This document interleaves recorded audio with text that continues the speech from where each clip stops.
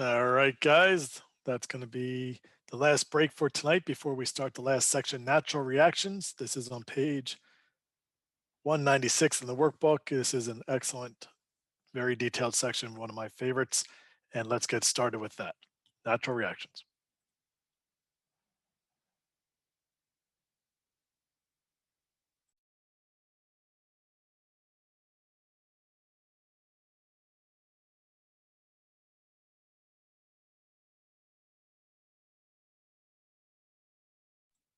And just a quick reminder, next Saturday will be day 3, 9 a.m. Eastern time. We'll have the room open half an hour beforehand. And we will also have the question and answer again, 10:30 a.m. Eastern time on Tuesday. Wednesday, scheduled for 6 p.m. Eastern time on Wednesday. The room will be open similarly about 30 minutes beforehand just to do the sound check, do the video check, and make sure everything's working on time for that. We'll have an announcement regarding that as well before the night's conclusion. So just stay tuned when we do finish up this last section to have that be some final announcements with that. And we'll also send out an email just to make sure of that. Also, quick reminder, I think most everybody got the emails coming to you from the Constant Contact platform. That's our email server. But every now and then you do have to check your spam folder. Sometimes it does go into the spam folder, but for well over 90% of you, I think it is coming through just fine. And okay, I think with that said, we'll get started with the last section for tonight, natural reactions, and here we go. Okay, everyone, welcome back. And we were discussing previously pivot points and talking about cheat areas, low cheats, entry points. Now, what we're going to cover here is what you do or what you look for after you buy. So we're going to discuss natural reactions, tennis ball action, confirmations and violations, and what you do and what you don't want to see after you make the trade. So what we're looking for is the signs to tell us whether we should hold maybe for a larger move and continue holding the stock, or if things are not going so well, maybe some violations show up, and that would let us know to maybe even reduce the position or even sell the position even before it hits our stop loss, which we'll get into stops later on. But again, I always use a stop on every trade, but that doesn't mean necessarily that we don't get the signs that something's wrong with the stock. So we're going to talk about that.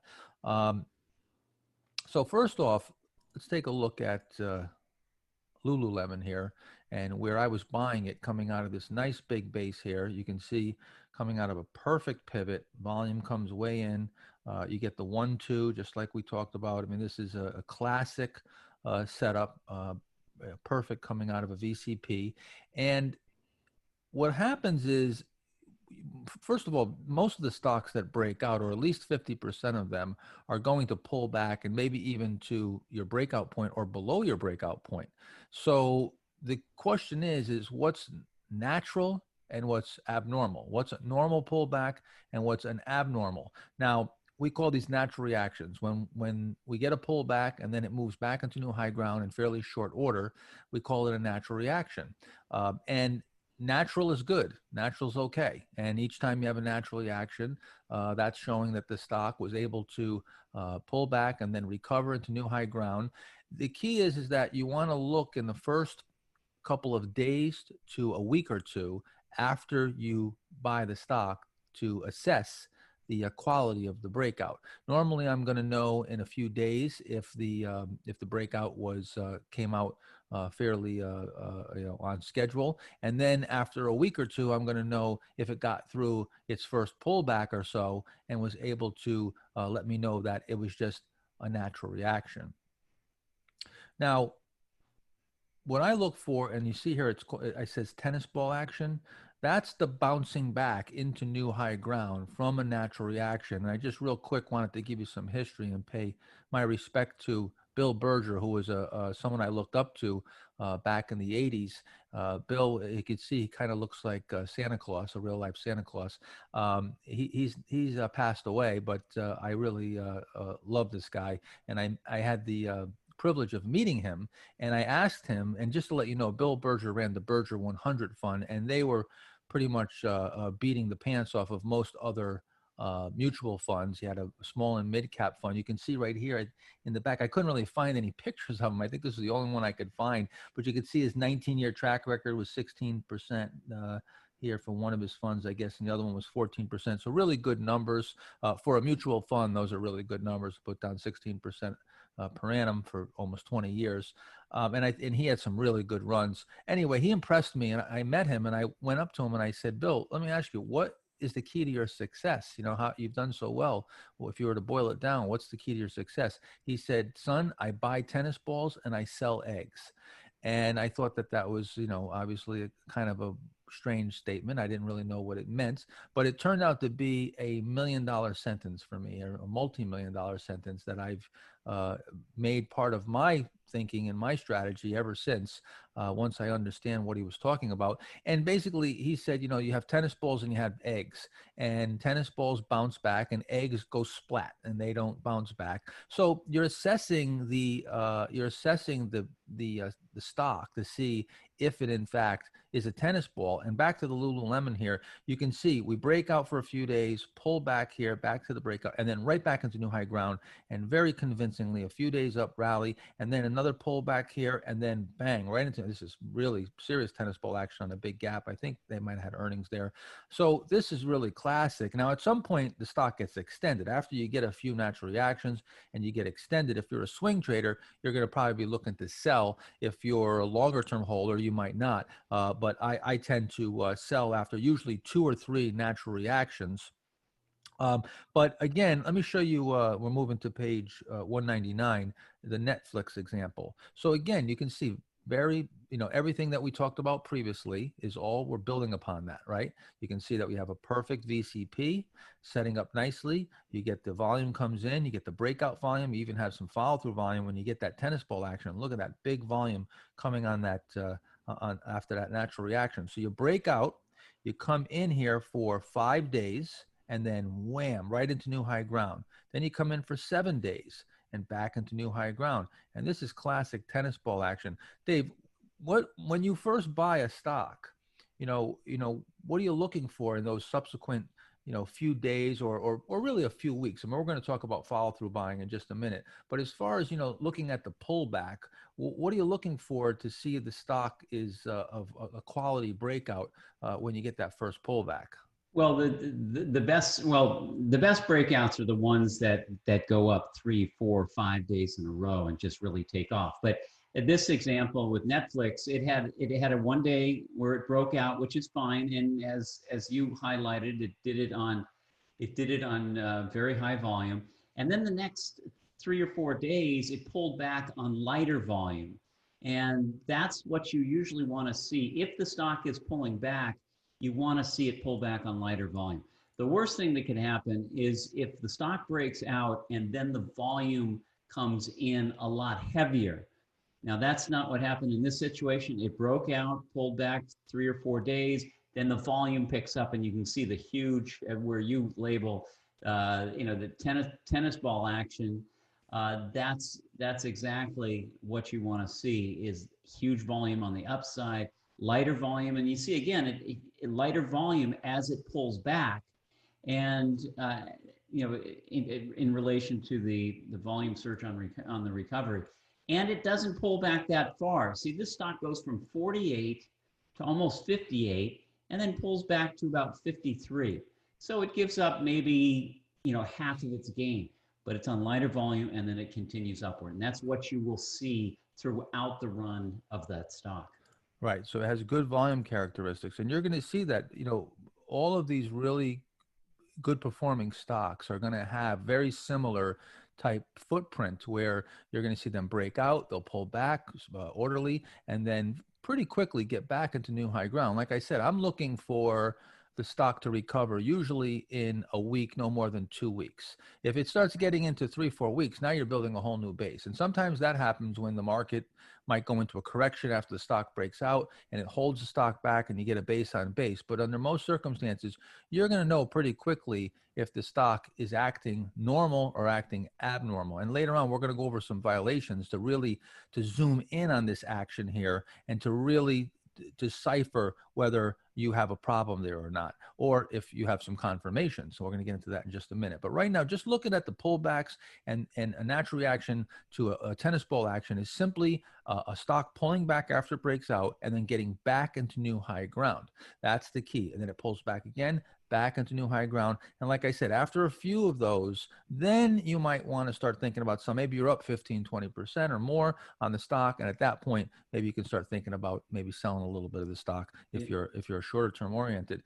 This was Great Plains, of course. You can see came out of a nice base here. Again, look at the big volume on the breakout. The volume comes in prior to the breakout. You get that first natural reaction, tennis ball action, second natural reaction, tennis ball action. You even have another little reaction right here, back into new high ground. And the other thing I'd like to point out too is when a stock is in an uptrend, it usually has it drifts to the right. It's either drifting to the right or it drifts or it can go sideways. You see how this drift to the right and then it starts moving up. Same thing, just drifts down a little bit, goes sideways. You don't want to see it wedging up towards, let's say, 2:30, 2 o'clock on a clock. And this is, I describe it to people who've really never looked at the market. It's almost like a staircase. It goes up, it goes sideways, it goes up and sideways. And as long as this staircase continues to be built, then you've got a nice uptrend. Yeah, you're saying it builds to the right. You mean, it drifts to the right, drifts down, you're saying. It drifts down, drifts down to the right. It doesn't drift up to the right. It's either sideways or down. Yeah. And another thing to point out, Dave, and you might want to talk about this. When a stock breaks out and if there's institutional support, they're gonna support that stock pretty quickly because they're building a position, right? And they're trying to get in there and they're not just buying on just one day. So this is how we tell the difference. We're trying to decipher whether you have retail buying moving the stock out or really truly institutional buying. And we're going to show you a few other things to look at in just a second, but this is one of them because if institutions are really in there accumulating positions at that breakout, when that stock pulls back, it only has to pull back for a few days. And usually they're going to come right back in and start buying it again because it got away from them. When it gets up like this here, now they start defeating their purpose. They're not going to chase it up. This might be a big fund trying to take a position. Now it gets away a bit. They're going to back off. Now the stock comes in and they come in and they support the stock. Yeah, and as I've said in the past too, the more days you get up in a row, the more evidence of that being maybe just not one institution, but 3, 4, 5, all trying to fill out their position at the same time. And sometimes it takes them weeks to do that. And that's what you want to see in the volume and in the price action as the stock moves out of that base. Right. Now here's Central Garden and Pet, which again, this is just a beautiful classic VCP. And you can see this has fractals where you've got patterns within patterns. And you've got this little VCP right in here that finishes off the handle, if you will, big cup with handle. And again, if you got to look closely, but it breaks out for a day, comes in for maybe 2 days, and then look at wham, right back into new high ground very, very quickly, pulls back here for, maybe, I don't know, a week and a half or so, and then builds a little cheat area and a handle, and then boom, right into new high ground again, another natural reaction, new high ground, natural reaction, new high ground. Now, again, after you go through this a bunch of times, you get extended, the stock's up, and now you've got a nice profit on it. Yeah, then you're going to start looking to sell into that strength. But what tells you to hold a stock, or at least for me, if the stock breaks out and then gets through that first natural reaction, gets to new high ground, I usually try to go through another natural reaction and let it pull back again and see if it can recover again, because it proved that it is able to be resilient. Yeah, and I said this early on another segment. One key to do is to study these second stage moves as the stock is moving higher. And you'll get in your mind exactly how these reactions should play out. So look at some of the greatest winners and look at their moves that they're going through and what happens on these pullbacks and what happens when they keep on moving higher. Yes, and you're going to notice something very consistently that happens over and over in the better stocks. Now, something else that happens, and we're looking here at a weekly chart of that same CENT that we just looked at. So here's that big base, but on a weekly, and you can see the same exact thing, the same exact thing plays out on the weekly as the daily. You can see the volume comes in here in the handle area, and as it breaks out, the big volume on the weekly, big bar, natural reaction. Now, this is going through those natural reactions, but then you can see here, you come off and you take a bit more time. Now it's 1, 2, 3, 4, 5, I don't know, 10, maybe 15 weeks or so. And here's the key. Once you go through several natural reactions, usually 2 or 3, if you're going to try to play a stock for a big move, then you're going to have to go through usually a shakeout and some larger bases. And what that means is not only going through a larger pullback, but also more time building a base and most likely an undercut of a previous low.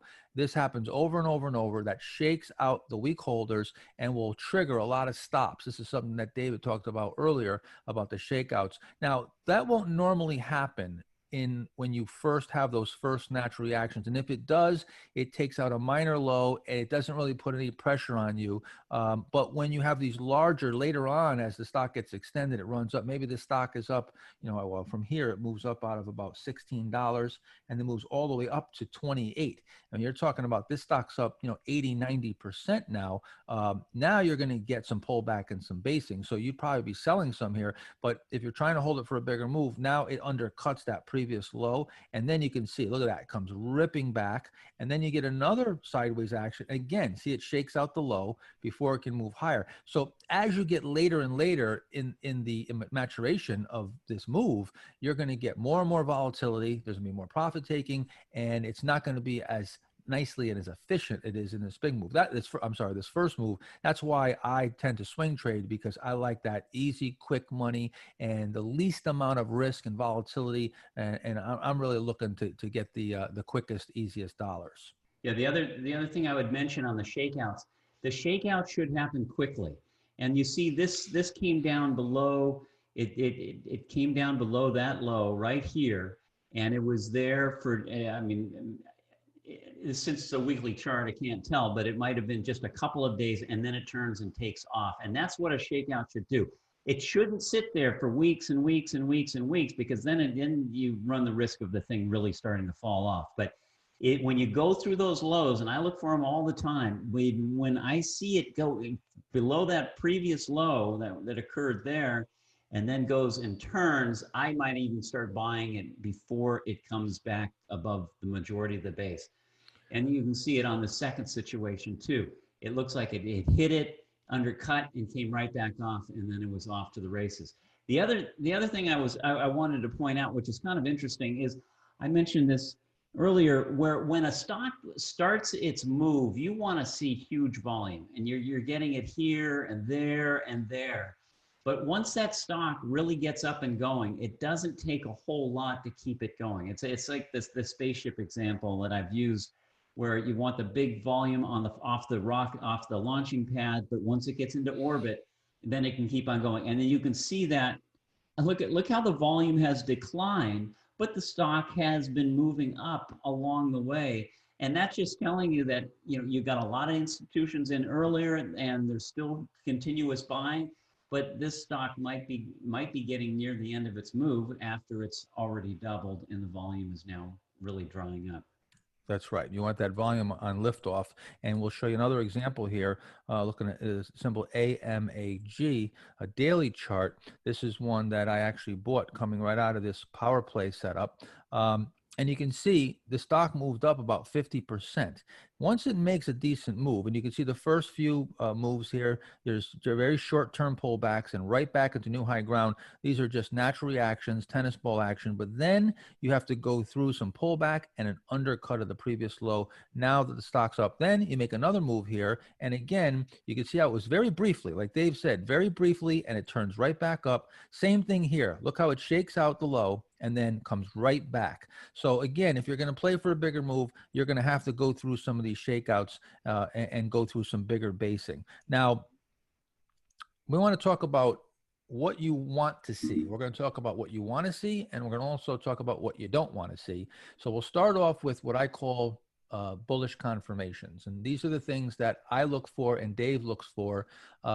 When the stock breaks out, we're assessing the quality of the breakout and whether that breakout is giving us an indication that it's institutional buying versus retail buying. So and Dave was starting to mention this before about he wants to see that, you know, right away the stock not only at a profit but follow through buying. So the first thing is follow through buying. 2-3 days or more of follow through buying is always a really good sign. And Dave, as a matter of fact, I remember, you know, when I listened to an interview with you, this was back in the mid 80s. We're talking about a long, long time ago, 30 years or so. And I remember, you know, one thing stuck with me forever was that you said, I want to be at a profit right away. And that my best trades are almost always the ones that show me a profit right away. So would that even be, could we go as far as saying the better ones would even show, several days of follow through buying? Oh yeah. The more volume you get, the more up days in a row that you get. That's just telling you everybody is recognizing, hey, this is a great situation, and they can't get enough, so they have to be in there more than one day. And as I said earlier, especially with institutions, sometimes it takes them weeks to get their position filled.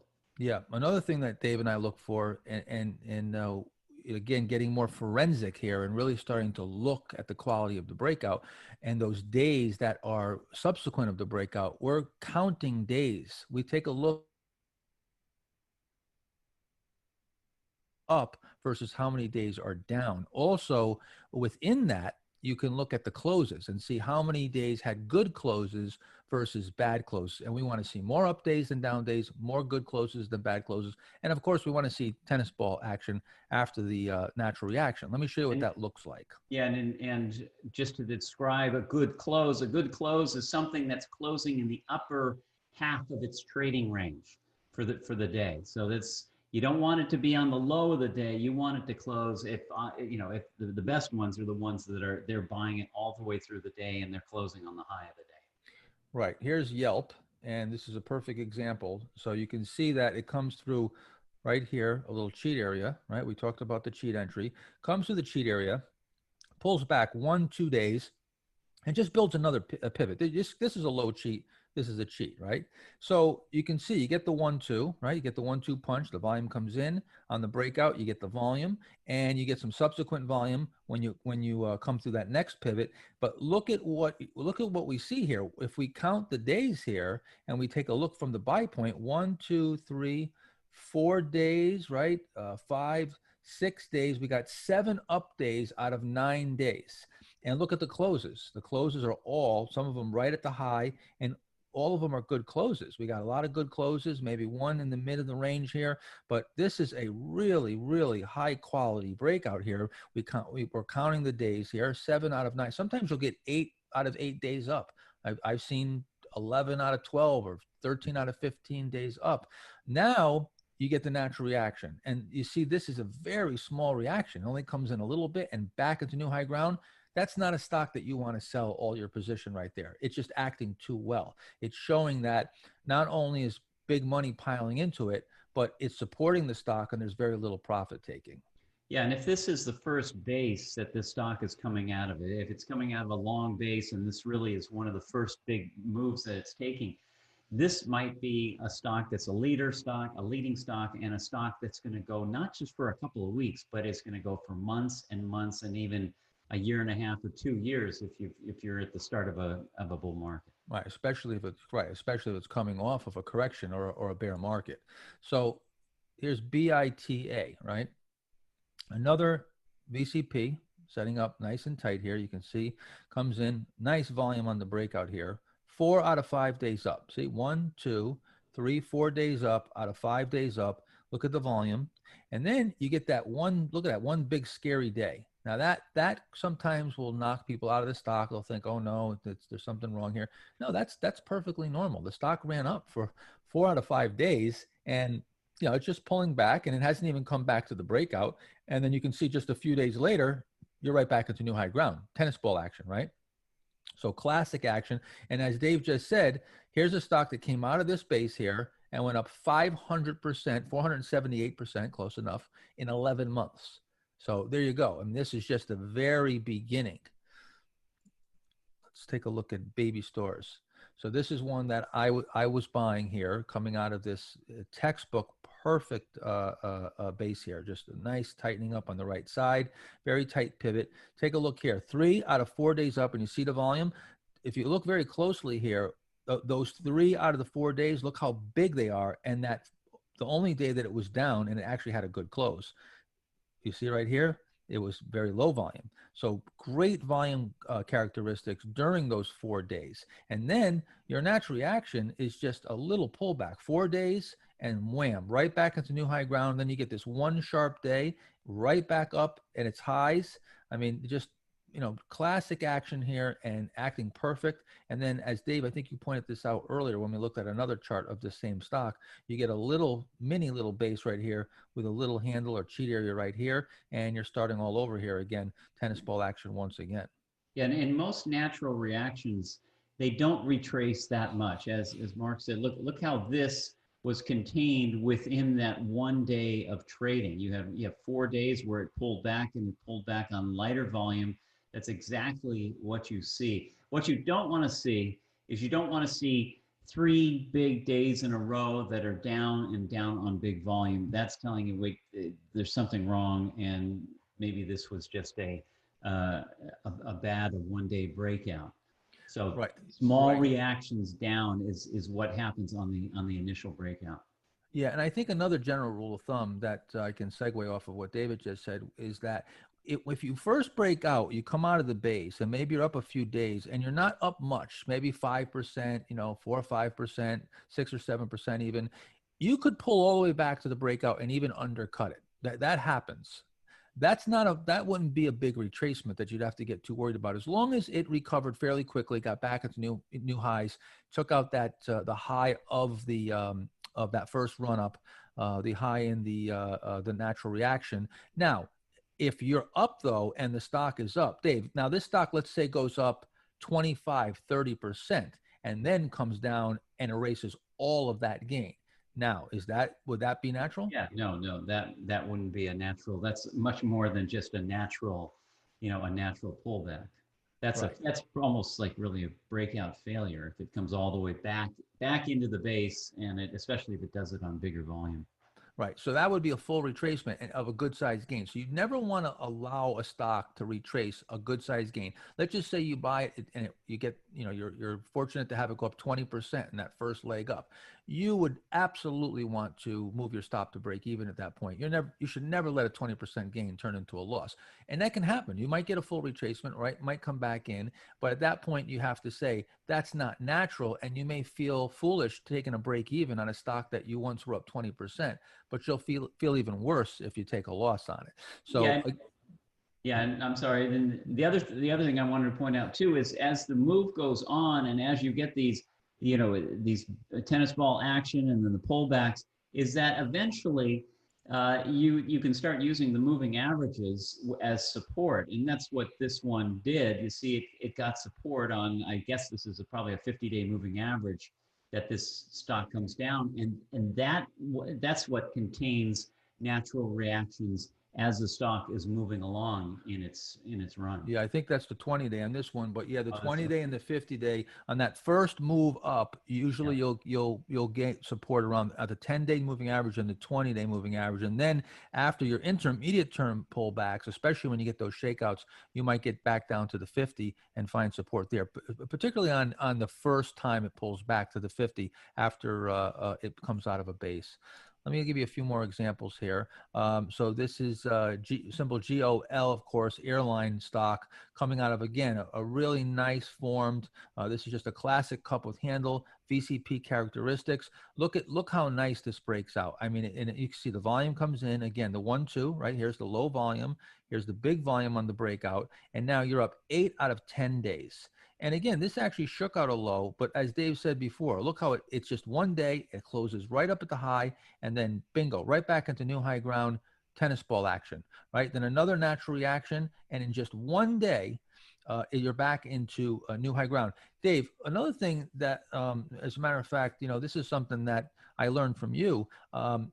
You'd like to look at the stock, and when it pulls back, if it comes back, let's say, 5 or 6 days, and then can just make up all that lost ground in just a day or two, you actually give the stock props for that, because that's showing that it's very resilient. And if it's just the opposite, if it just grinded its way higher, but just come and then erased it all in one day, another way of looking at the quality of those days, right? Right. You just don't want to see the stock give up that much, and you don't want to see much volume. You're really trying to track the big money, and if this is going to be a stock that's going to be very successful, they're going to buy over multiple days, over a couple of weeks. The reactions are going to be small. There's not going to be much volume on the reactions. And if there are just these normal reactions, you're going to get more volume coming back in as these institutions maybe even buy more of a position on this move. Right. So as a general rule, you'd like to see the recovery from the natural reaction take place in a less number of days than the pullback. So just as a general rule. So here's Zillow. Again, we looked at many of these before when we were looking at pivot points, and now we're looking post breakout. Right? So we saw this before as a cheat area. He never really got a handle. Again, look, 7 out of 8 days up. Very nice. Just boom, boom, boom, up, up, up every day. Very nice. Look at the natural reaction. I mean, if you even call that a reaction, it just goes sideways, super, super tight, right into new high ground. Again, just a very brief 1, 2, 3, 4 days down. And look at how it comes ripping back. Again, this is a stock that you're going to want to probably hold, or at least hold some of it. If you're coming out of a correction, a bear market, this could be a key leader just starting a big move. Let's take a look at REX. And you're going to see, again, over and over and over these similarities. You see here, again, similar to Zillow, you get a cheat area, but you don't really get a handle. You get a pause here for just a day. 5 out of 6 days up. See, this is what David was talking about, where he wants to see a profit right away. And the better that profit is, and the faster and the better volume that you see, and the number of days and the closes, we're looking at all that. That's how you get these, this forensic look at the quality of the move coming out of that base. And we can tell if it's something that's, telling us that it's acting really well or not. So it's pretty straightforward, though. You're going to count the days, look at the quality of the closes, and then look at the subsequent pullback and how fast you can get back into new high ground. And that's really, what you need to look for post breakout. Now, Dave, we're going to get into looking at something that you call the MVP indicator, and something that Dave had termed, and I think, as a matter of fact, at O'Neill, didn't you call them ants when it first started? I called them ants because the programmer I worked with, to have it show up on the chart, he would put a little dot on top of the price action when it started occurring. And the longer it went, the more days up in a row that you had, you would keep on getting those indication, and they would look like little ants on top of the chart. Yeah. And so then I've tried to put it into something else that you can look at. But here are the criteria, and you can see number one, you want the stock up more than 20% or more during this 15-day period of time.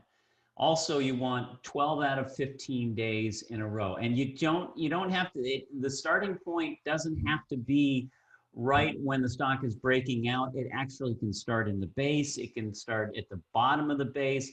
It can start even when the stock is extended and it keeps on going. You just want to see this occurring somewhere along that, especially the initial move, because what this is the institution that can't get that position in 1 day or 2 days or 3 days, but they have to do it over weeks. And so also during that same period of time, you want I would say a 20 to 25% increase in volume during that 15-day period. And the way I came up with this is that when I was running a mutual fund for William O'Neill and Company called the New USA Fund, it was a growth fund, and I was buying, and I would stop my buying when the stock got extended. It would break out, go through the buy point. It would be up more than 10%. We would use 10% at that time. And then I would see the stock just keep on going. I stopped my buying, but the stock just kept on going. And I started studying those stocks that had started having these huge runs. And I found that these were the characteristics that were found in stocks that are institutional buys that people are just getting started with. And these were the ones that became true market leaders, and the ones that went on for a year and a half or 2 years. Right. It just shows that huge buying. So let's make one thing clear. Buying extended stocks is dangerous. So you don't want to buy stocks when they're up too far after the pivot point. However, this is something that you want to, once you buy the stock, if you should get this criteria and you get this very bullish breakout, this is clearly a stock that you want to hold and give more time, because it's showing you incredible strength. And on top of it, you might even want to buy it on a pullback or a subsequent base, because it's shown you such strength that, as Dave said, these are the characteristics of stocks that make really big moves and are under very intense accumulation. You can see here, this is Google. And again, just putting it all together, right? We've got a recent IPO. We go through a little correction here. You get, and I remember I pointed out how using the load sheet works really good on those big cap IPOs, and you get it perfect here. It comes right out and then runs up 7 days in a row. You get 7 up days in a row, natural reaction, tennis ball action. And then when it comes out of that and you get that tennis ball action, now it's meeting Dave's criteria here, and it's telling you that this is a really, really strong breakout that probably has institutions piling in there. Yeah, and Mark, you could actually, I point out to that day, you could start the count here. 1 day up, 2, 3, 4, 5, 6, 7, 8, 9, 10 days up in a row, 1 day down. So it's 10-1, 11-1, 12-1, 12-2, 12-3, 13-3. I mean, 14 days up and 3 days down. That's showing you somebody's buying and buying big. And one other thing, where's that? That completes right over here somewhere.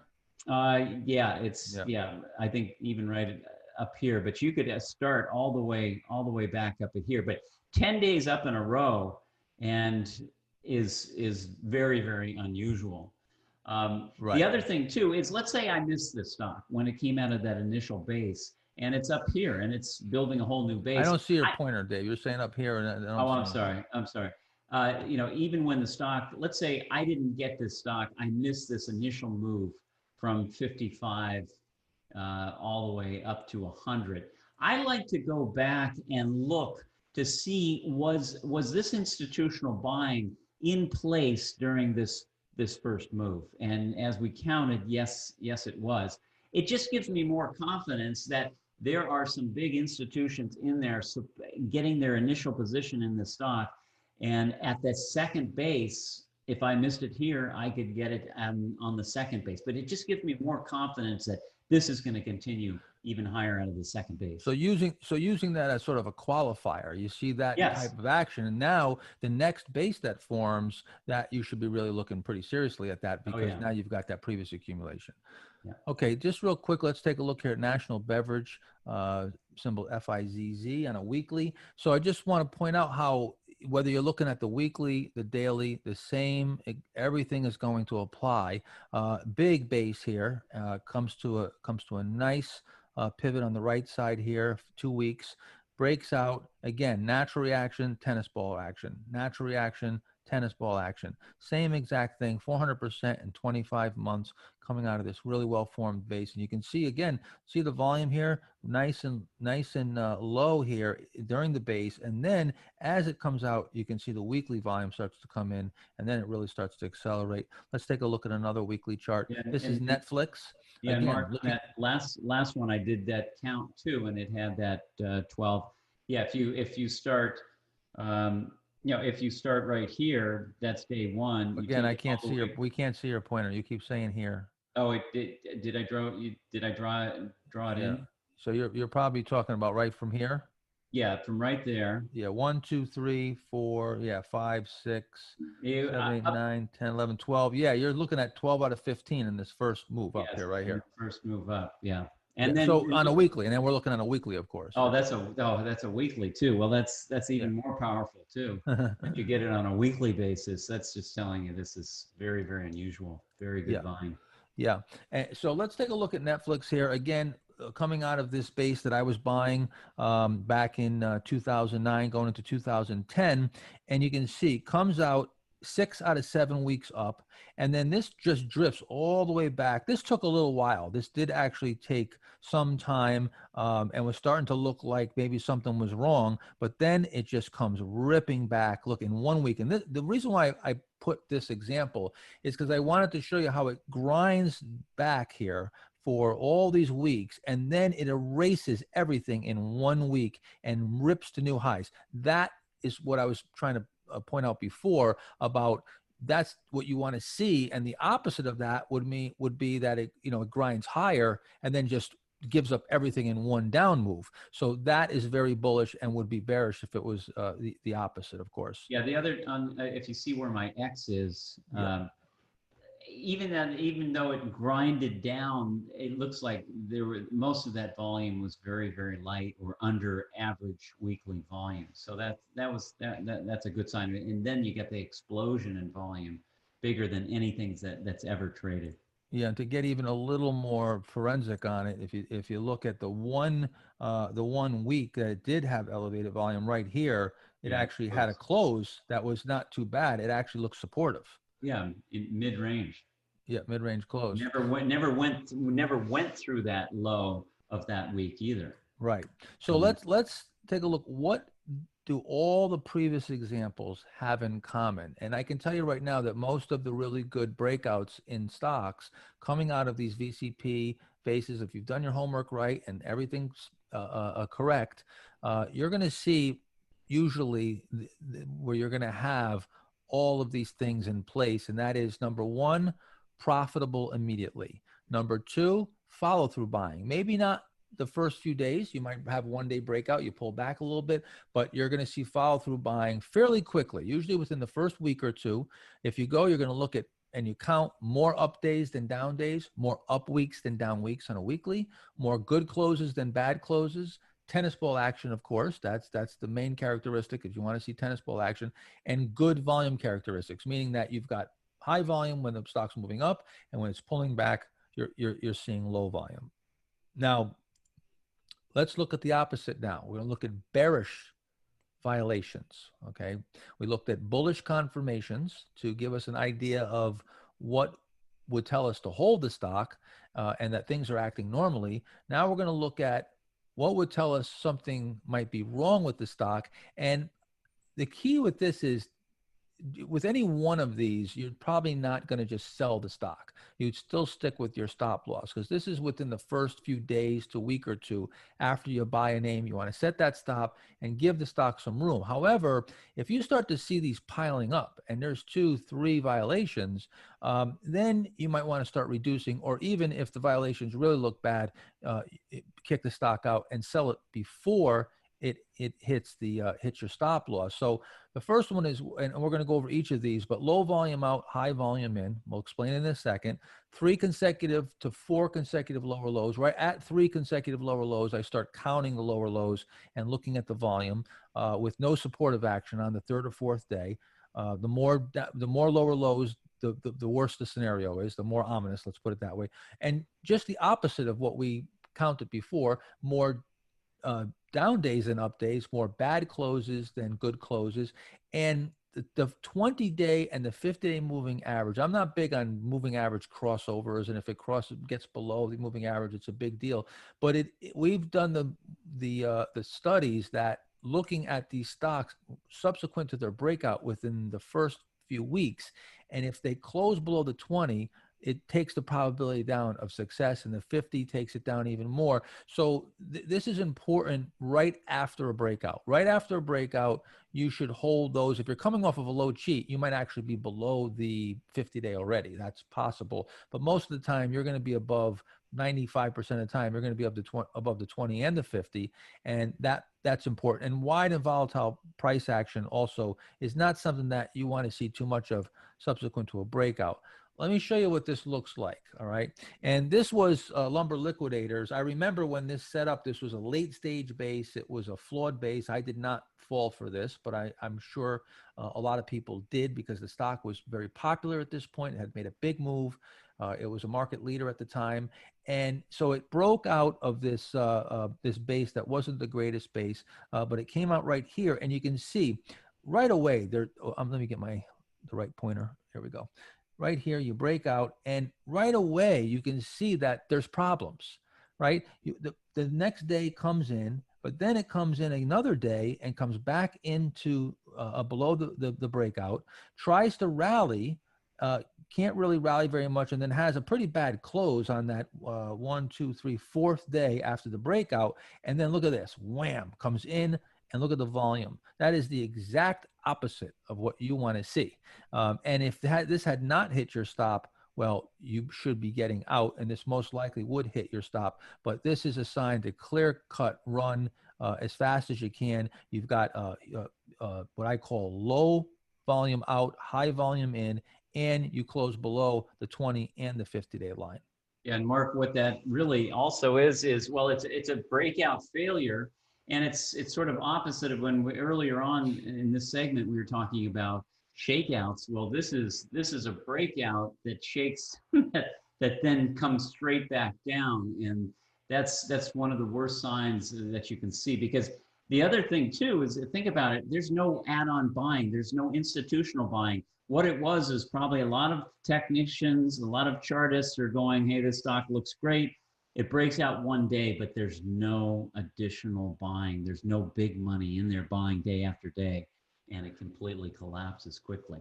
And if you remember what I said earlier, I talked about how we're trying to decipher whether it's institutional buying versus retail. Well, this clear cut tells you that this was just a retail breakout, and the institutions actually are selling the stock. So you get it breaks out on a retail breakout and then comes in, and this is institutions. And if you see this day, this is one of the largest, or certainly in this chart, this is the largest down day and one of the largest down days since the beginning of the move. And that's always a very bad sign too. Yeah, there was very little volume on that breakout also. That's right. Yeah, that's the whole, that is actually what you're trying to assess. When I say low volume out, high volume in, most of the time the breakout will actually be on low volume. However, even if it's on high volume, let's say it's a fairly decent breakout and the volume's elevated, but then the volume is much larger when it comes back in and it breaks, that's still considered low volume out, high volume in, because the volume coming back in is much, much higher than the volume coming out. Here's another example. So you got low volume coming out right here. You got a pivot here, it drifts back. And this, looks pretty good. You've got a good sized base here. You come up on a gap, you drift back here, kind of nice and tight. And now it breaks out. So, but look at the volume's not very strong. And then it comes right back in, and the volume comes in here, and that's low volume out, high volume in. That would be a strike. Okay, that would be one violation. Now, would you necessarily sell this? Maybe not. Maybe not. But it certainly, this is one of the big warnings, though. If I see this, I'm watching very, very carefully. Then the next thing I'm going to tune in on is the number of lower lows, not just down days. We're not talking about down days. We're talking about a low that takes out the previous low. Now, this is magnified if it's on big volume. if it's on big volume, and especially if the volume is getting heavier and heavier and the days are getting larger and larger. So the quality of the lower lows you also have to assess. But the key is to watch right after the breakout. If you get 3 lower lows and you can't rally on that third day and get a decent close, every lower low from that point forward is another strike. It's another big strike, especially you get 4 or 5. Now you might get 3, 4, 5 lower lows and you haven't hit your stop yet. And maybe it's on big volume coming back in, low volume out. So now you've got low volume out, high volume in, let's say 3 or 4 lower lows, not very good closes. Now you've got several strikes, right? So now the violations are starting to pile up, and then we get a close below the 20-day also on that third lower low. So now we have another strike. Now that's 3 violations. So at that point, you want to, the probability of the trade working out is getting less and less. As these violations start to pile up, the probability of the trade working out is getting less and less, and you should adjust your position size accordingly. You can see here, we actually went down 4, 5, 6 lower lows when it was all said and done. Yeah, the other thing this is something that I discovered when I just started looking at charts that had big moves, or stocks that had big moves up and then started coming down. What was the difference between the move up versus the move down? And it was 3 lower lows, and these lower lows, they're not just fractional, drops. These are fairly good drops, especially this last one here. The interesting thing, if you look on the way up, you only got, as I was trying to look at this closely as Mark was talking, is that you did get a spot over here where you got 3 lower lows. But that was on very, very light volume. And this is on volume that is increasing. So you can get it sometimes in the uptrend, but it really didn't come off much. It got support on that 50-day, had this undercut, and then took off for another run. So that's a 20-day again, by the way. Sorry, 20-day. Yeah. And so, so you can see the difference between an uptrend and a downtrend. The downtrend, the lower lows are on bigger volume and bigger price moves versus the other side if that occurs. Yeah, and again, to get a little more forensic, you can see here on the 4th lower low, you got a good close, and then from there we start to stabilize. So once I get that 3rd lower low, I start to watch, and I even watch on that 3rd lower low to see what the close is like. If I get a good close, let's say you have a lower low and then it closes at the high of the day, okay, well then I might give it a little more time and see what happens the next day if we can come back, because that's where you're going. Like I said before, if a mutual fund or institution is buying that stock, they're going to support the stock on these pullbacks. As the stock got away on the breakout, it comes in a few days, usually 2-3 days down, they'll support the stock. If you're not seeing that support, well then that makes it all the more ominous. And every day beyond that 3rd lower low, that you get another lower low, especially on volume, it's a worsening and worsening picture. And then of course you start adding everything else with closes below the 20, the 50, low volume out, high volume in, and you start getting a clear picture of that the stock is not doing what it's supposed to be doing. And the other thing, Mark, too, I've seen stocks that have, when they go through huge moves to the upside, it's sometimes they never get 3 days in a row 3 lower lows during that entire up move, which could be 100%, 150%. So sometimes you can almost stick with that rule. Unless it has 3 bad days in a row, you just stay long that stock. Yeah, we're going to actually show that later on. That's a rule in selling, in the selling section, and we're going to show you something that's pretty amazing. Anyway, let me move on here. I know we're spending a lot of time on some of these charts, but we want to show you, this is how, people wonder how we do some of the things that we do with stock trading and think that we have some crystal ball. No, but we are looking very closely, and we're very in tune with the nuances. And we've been doing this for so long and seen so many charts and have compared them to so many big winners and losers that we know what it should be doing and what it shouldn't be doing. And that's really all you have to know. Once you know when that train is supposed to be coming on schedule, and you've got that, that map, well, then you have a reference point, and you'll know if things aren't coming in the way they should, and then you adjust your position. Now, here's another one coming off of a cheat area right here. Perfect too. Perfect setup. And that's another thing I wanted to point out. You can get a perfect setup and it does, maybe the market's topping, and you get a late stage setup or even a setup that's not late stage, and the market comes in and you get a top in the general market, and you'll break these stocks down even though they're coming out of a very nice pivot. Just because it comes out of a nice base doesn't mean it can't fail. You're still going to have, most likely half of your stocks are going to be losers when it's all said and done, and you run your numbers over any length of time here. But just to show you here, this is one that I actually bought coming out right here, and I'm just going to go through exactly what I did. So it came up for a few days, and then that had that big retracement that came right in here.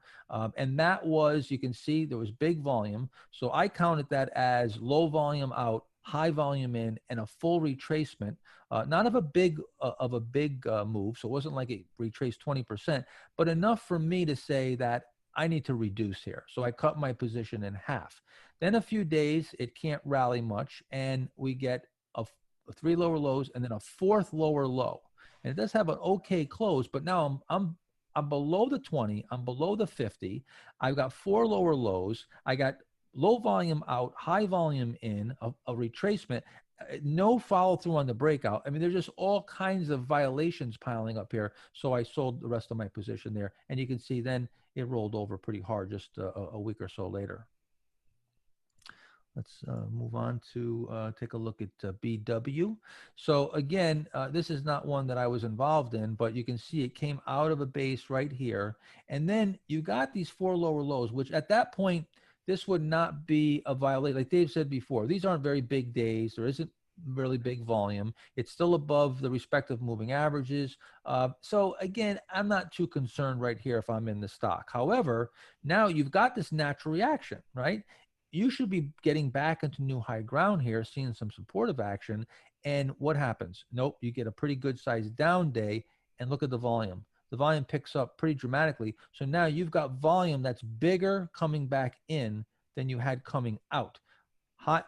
Low volume out, high volume in, 4 lower lows, and now it's also closed below the 20-day, and then a few days later, it closes below the 50-day. So now, again, you've got these violations. Now, you wedge up a bit here, and if you were still holding it, this is really coming to where it's got to perform here. Now you go for a number of weeks, it comes off again, takes out these lows, and this is really the final straw. If you weren't selling here, then you're really not paying attention to what's going on in this stock. Yeah, and Mark, I want to point that out too. I was talking about when a stock is in an uptrend, it's correcting down to the right, say 4 o'clock on the clock. But then, as you pointed out, this thing is wedging, and that's going up to the right, pointing towards 2 or 2:30. And the other thing I also see, dramatic change in the stock, is it gets hit for 3 days. And it's on these last 2 days, it takes, as you said, weeks. Where is that, Dave? Because I'm not sure where you're pointing out. Okay, I'm just going to clear this. See here, the stock gets hit right where your arrow is. On 3 days, it comes off, and then it takes 3 weeks, 2 or 3 weeks, to retrace what it lost in just 2 or 3 days. And that's showing no power. It's completely lost its buying power. And so then it slips, and look how quickly it slips. And so the whole characteristics of how the stock trades is changing, because it now comes down quickly and it takes forever to rally. And here it comes down quickly, and see it's wedging up to the right. You're an observer. You're looking for a change in the characteristic of how the stock is trading, and it's dramatically different from the uptrend to a new downtrend. Now, keep in mind, we're showing you blow by blow here and really deciphering these. If you're just starting doing this, you're not going to be able to do this in real time too effectively in the beginning. You're going to miss a lot of things. You're going to have to spend a lot of time studying these charts. That's why you have this workbook material where you can go back, you can compare. It's going to take time. This is something that Dave and I have been doing for decades and decades and decades. And we've seen literally millions of charts and traded hundreds of thousands of trades. So it takes time. But once you do get the skill and you've narrowed it down to looking at the things that you really need to be paying attention to, you're going to have x-ray eyes. I mean, you're really going to never get yourself too far off track. You'll never get in real big trouble because you'll notice the warning signals pretty quickly. Another thing I want to talk about here, let me show you just to follow up on something that is even more ominous, and that is once a stock has a pivot failure and starts to produce some of these violations, if you get what I call a ledge, where you just you walk sideways here and even drift higher, as Dave was saying, if you're just drifting up, this is a very negative occurrence. And the reason is that, or I should say, something that William O'Neill said many years ago when I met him. He said that the best thing a stock can do is rally and not pull back much, and the worst thing a stock can do is break and not rally much. So meaning that, you know, you want stocks that, again, are tennis balls, and the ones that come down and can't rally, those are showing that they're weak. So this stock here comes out of, tries to come out of this base, and then even tightens up, and it looks like maybe it's okay here, but then comes off and just straight sideways. And this is what I call the ledge. After you get a pivot failure or a base failure, if you get a ledge where you just go sideways, that's actually, you might want to look at shorting. You certainly would not want to go long, and you have to be really careful. We actually put this stock right here on our short list. This was Michael Kors just before it topped. This made a pretty big, had a pretty big decline subsequent to that. Let me show you a few names and how they look, not only forming the ledge, but what happens leading up to that. So you can see here, you get a one-day breakout and then no follow through. Instead, you get two pretty good sized reversals, one bigger than the other, and a big outside day here on fairly decent volume. You get the 1-2 coming out. Looks great coming out. Perfect little pivot right here, a little shakeout within the pivot. Everything's looking great. But now you get a few reversals. Now, this is not enough really to say I'm going to sell the stock. Even though this looks, you know, not exactly what you want to see, this could recover and be back in new high ground very quickly. Now you get 1, 2, 3, 4 little days wedging up, right? And then the lower lows, 3 lower lows, close below the 20, below the 50, volumes coming in. I mean, everything is just happening in the exact opposite fashion that you'd want to see to show that the stock's healthy. And that's just the very beginning. Then you build the ledge, and then you really start to come in. So again, just going day by day and assessing whether, you know, if you counted the days here, you know, you don't have the first breakout here, 1 day, 2 days out of 5 are up, right? And this is just not showing you any kind of tennis ball action whatsoever. So you're just not seeing what you need to see here to continue holding the stock. Okay, another one here, real quick, just to point out, you know, you get a nice gap here, and then you form this little cup with handle. You break out, but look, 3, 4, 5, 6, 8 lower lows. And this is just, you know, coming right off here. 8 lower lows is definitely ominous, and then you can't rally at all, and it wedges up, and that's when it starts to break.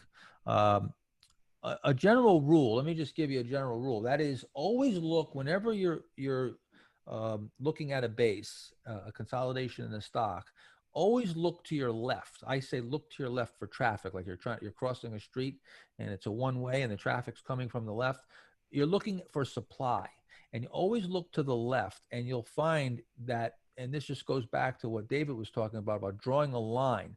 If we just go right here and we go across here, you can see that, look how right here at the above the between the $48 and $50 level, right at the $50 level, we have all these reversals. Every time it comes up to this point, you get a reversal. You get a reversal. You get a reversal. You get a big reversal here. So this is your area of supply, and that's where you want to see the price tighten up, quiet down to give you an indication that that supply has stopped coming to market, and then punch through there from that tight area. This stock just the opposite, right? It cannot, you had a little setup right here, tried to come out right back in, just never really gives you a tight enough area to really conclude that the supply has stopped coming to market. And then it breaks and you set up the little ledge here, and that's where it rolls over. Just real quick, one more before we wrap up this particular part of this section, and that is always be prepared for the opposite side of the trade. All right. And what that means is that if you're long, always prepare to sell, to go to cash. If you're in cash, always be preparing to go long. And never think that a stock can't get into big trouble really quickly. You start seeing these sell signals or these violations, you've got to make sure that you protect yourself. This is a stock I wanted to point this out because everything looked nice and dandy right here, coming out of a really nice tight pivot. Look, the volume is beautiful, comes down, and then you get that nice volume coming out. You even get a natural reaction and you get tennis ball action, but then you get 3 lower lows and it comes in hard. You got a huge volume back into the base. So, low volume out, high volume in, 3 lower lows below the 20-day, and then just wedges itself down here, cannot rally at all. This stock went down 99% in just 3 months. So just keep in mind that all stocks are tremendously risky. Yeah, and I think what people tend to do is if they've been with a stock for months or even over a year, it starts becoming almost like a child to them, and it can't do anything wrong. And so you have to have that very neutral mindset every day when you're looking at your stocks. Don't play little favorites with it, and then it's like your children. You should just be neutral, analyzing day after day as that stock moves along.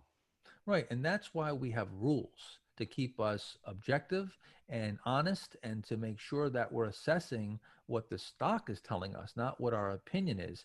And so looking at those violations now and looking at all those examples that we just showed you, what do they all have in common, right? We looked at the bullish scenarios. Now the bearish scenarios, what do these charts all have in common? One, lack of follow through. Didn't have much follow through buying.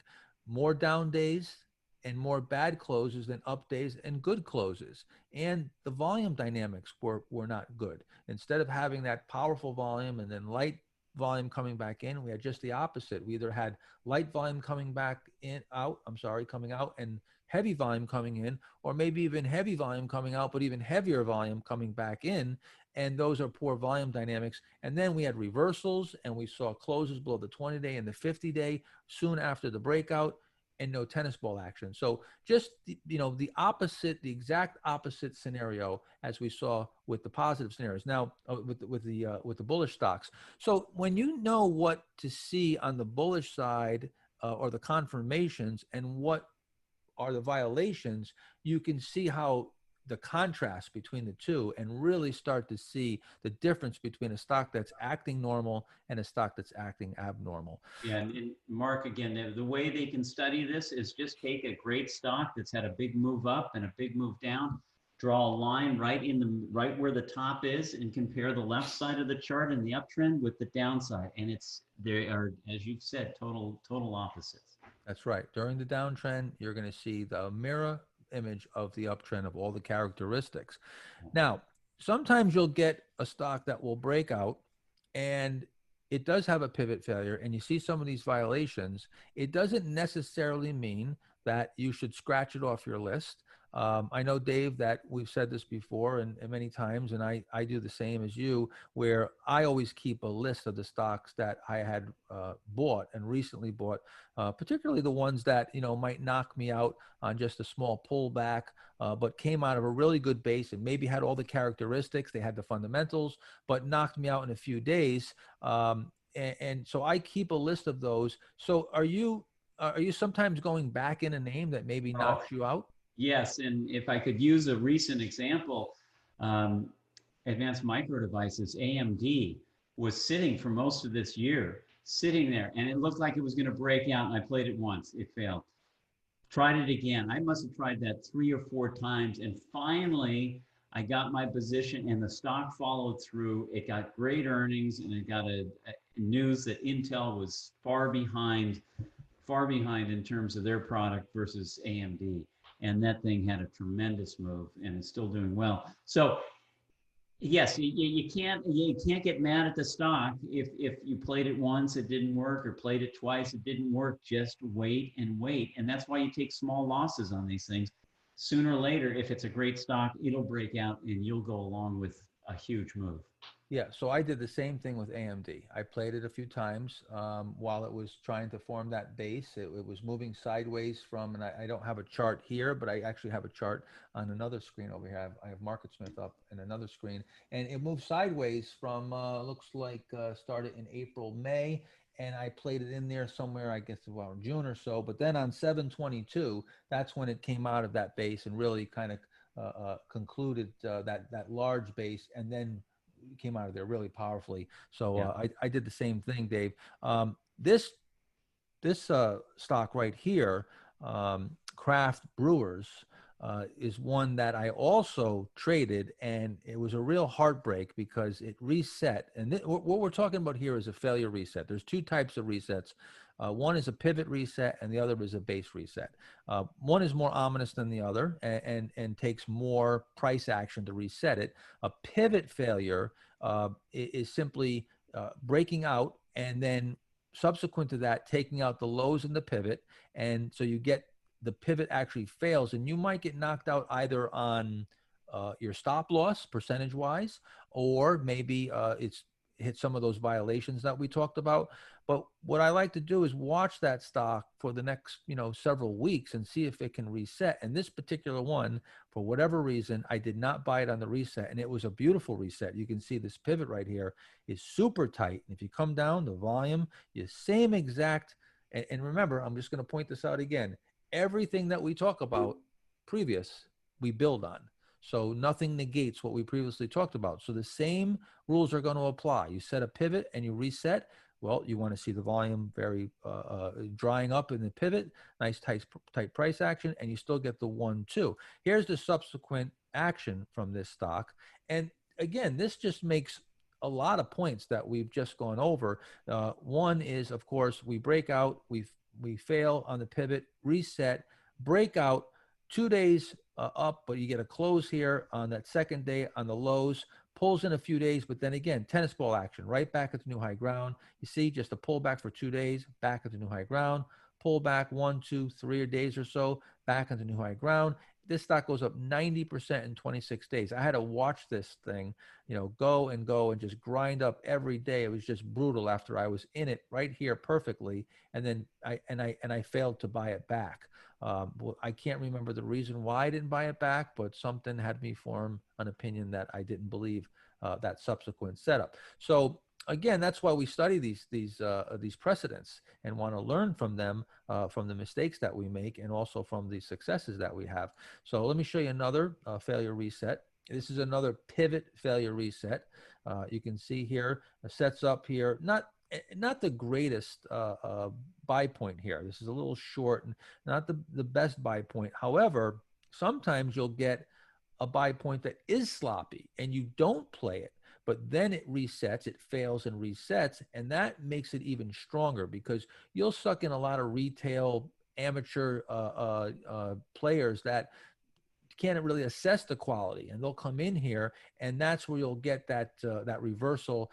But if it can then tighten up and reset, you might actually get a stronger setup that has spent more time moving sideways, and the pivot is even a better, a tighter pivot. And this comes out very nicely here, and then works out, moves up 250% in just 7 months. So again, if you had bought here, you got knocked out, and you weren't willing to go back in the stock, you missed a nice move there. I'm going to show you a few of these, and we're going to wrap it up for this section with the failure reset. And I'm going to show you a few creative resets too. You can get creative with this. You can, again, the reset sometimes can be low cheats. They could just attach to the base and create a larger base and be a classic couple of handles. This is really quite nice. And like I said before, you can get these breakouts. This really isn't the best base that it breaks out from. But again, this is a little bit sloppy and doesn't really have a great right side. So it fails, it shakes out, and then resets really nice. This is very tight, and that's really setting up. And again, if you were to draw a line, let's go back to what David was saying. let me get my tool here, and you draw a line right across here. Look where the majority of the price action is, right? It's all happening right around just that 95 level or a little bit below. And that's where the pivot sets, and that's where you break out from. It's not at this old high. It's where the majority of the price action, and you get almost all the price action where it can't get through that area, is at 95. All right, let me show you another one. This is one, I can't remember, Dave, but I think you and I traded this off of this. Yeah. Yes. Right? Yeah. Yeah. I remember that we traded Spirit Airlines, and it was a creative type setup. So it comes out of this pretty tight base here, but then comes back in, and forms a little low cheat here. This is getting, again, much more creative. And again, it comes right out really strong, 5 days up in a row, 10 out of 11 days up, and goes up almost 80% in just 10 months from here. So you might get where you got knocked out here, and then you even have a little shakeout here. It shakes out the low, but then gets really tight. Volume comes in and gives you this very creative low cheat buy. Yeah, that shakeout. I love it. Look how far back that shook out. I mean, underneath the longer it is, the more people you get, the more weak hands you get rid of. Especially then, it comes right back very quickly, tightens up, and then goes. Right. If you can shake out a key low, you got a lot of stops. I mean, down here, this would probably be another, very key low here that you're going to get a lot of stops. People buying this stock, this would be this low here would be where a lot of stops are placed. Let's take a look here. This is a pretty nice reset. This first base is actually very nice. Sets up really, really tight here. And again, I'm going to just draw a line across where the pivot is and show you. Look where the majority of price action is. See, it only traded above that level one time or two times, very briefly here and here, and never even closes above it. So this is buyable perfectly here. It comes out just right, but doesn't work out. Comes in, and now you're probably stopped out here. This is too much of a decline from that initial pivot, probably for anybody with a tight risk tolerance to hold through. But now you come up, you tighten up, and again, you break out. You get a breakout attempt here, and again, this might have shaken you out too, and then you get a reset over here. But this base is really getting strong here now because you've gotten all these shakeouts. You got a base attached to a base here, really just a lot of action here across of this price action around the 29 level or so, and then it resets, and then finally comes out here. You get 12 of 13 days up. Really nice breakout. So finally, when you cleared out all the supply and you went through all these shakeouts, you see how efficient when it finally moves. It's very efficient here. I should be using my little spotlight here to really show you it right here. Okay, let's show you another one. This is one that I traded. Now, I did not even see this stock. This was Dick's Sporting Goods, and I didn't see this stock until right here. It had upside guidance, and it had a big gap on the day. So I had started watching it right over here, but I wasn't going to buy it there because, of course, it didn't have any VCP action. And later on, it set up. But if you look at this base actually had a base right here. And if I was looking at this stock at this time, and this moved above these highs right here, I'd probably be buying it coming right out here. But it never even broke out. Another reason why you should wait for the pivot to be breached. Exactly. And then again, I know you're definitely gonna talk about this shakeout because that's a pretty good shakeout, right, Dave? Yeah, I think your point is so. I think we should emphasize that when you shouldn't anticipate the break. I mean, you should be watching and waiting for the breakout, but just don't say, oh, it's going to break out anyway. Why don't I buy it now? Well, you don't know what's going to happen. And that's what happened. It didn't break out. And so don't assume everything's going to break out. Wait till it starts moving through that pivot point. Right. And again, let me show you right here. Let me just take this off, get my little drawing tool.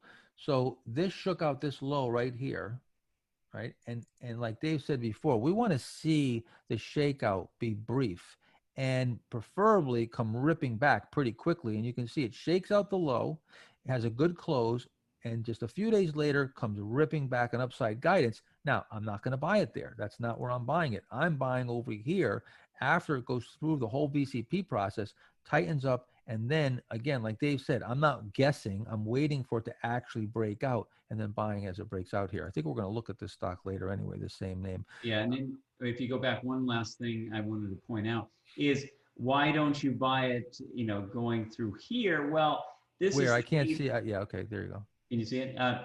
This is the case where the stock has come from 8 all the way up to 12. So it had a 50% move straight off the bottom, and without any resting, without any tightening. And then finally it does tighten up. And this is where your proper buy point is. Yeah, over here where Dave's talking about why not buy coming out here, because again, there's no VCP, there's no tightening. The right side is just wedging up, and you don't really get any time to digest that previous move and also digest the supply on the left side, like we talked about before. Yeah, and anybody who's bought down in these areas, I have a 40-50% move, and some of them are going to take profits. So right when it goes into new highs, they're selling, and then it has to reset and get all tighten up and get it all going again. Exactly. Another stock that I bought, it was Elan. This is going back off of off of the 1990 bear market low and setting up when we started moving in earnest here in January of 91. You can see that this name, with a lot of other healthcare stocks at the time, was setting up, and I'll show you right here. You got a pivot point that might have been buyable right here. It was not maybe the best buy point, but it did set up a little base. You had some VCP action, tightened up right here, came out, but this was the bear market actually started right here. The market topped, so this stock actually tried to come out while the market was in a bear market, but the market bottoms right here, and the Dow was down 23% off its highs. So this stock bottomed shortly after, and then again rips up the right side here and then tightens up. And look at that last bit of tightening. Really nice. Just a few days.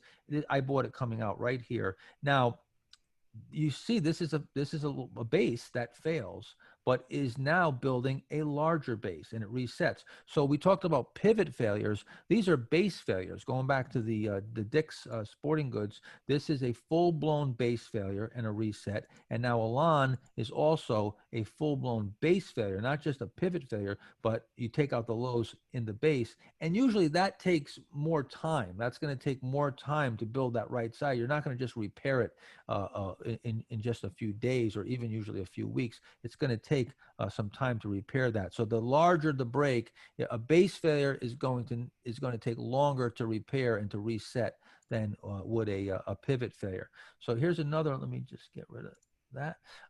Another thing that you want to be careful with is V-shaped bases. And again, you sometimes can get a V-shaped base and it breaks out. This one came out of a very sloppy right side. It fails, and then you set up a much better base here with a cheat area, and then you get a handle right here. So again, a base reset and a base failure. You get a full-blown base failure, pivot failure first, then base failure, and then you reset.